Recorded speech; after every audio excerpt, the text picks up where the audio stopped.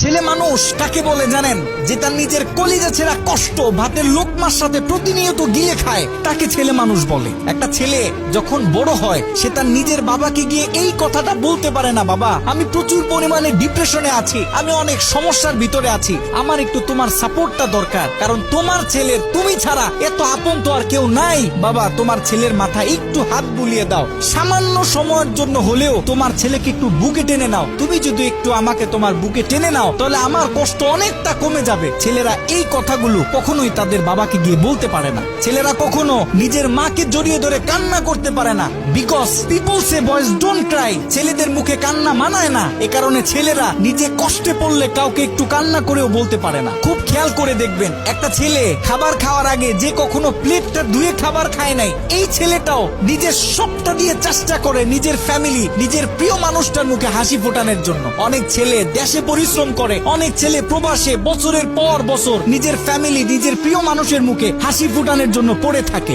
দিন শেষে ছেলেদের মুখে হাসি ফোটানোর মতো কাউকে পাওয়া যায় না। আমি মনে করি boys are the best actor in the world. এই পৃথিবীতে ছেলেরা হচ্ছে সব থেকে বড় অভিনেতা, কারণ ছেলেরা নিজেদের বুকে হাজারো লক্ষ কষ্ট পুঁতে রেখেও মুখে হাসি নিয়ে চলে, কারণ সে জানে আজকে আমি যদি ভেঙে পড়ি তাহলে আমার পুরো ফ্যামিলিটা অস্তিত্বহীন হয়ে যাবে।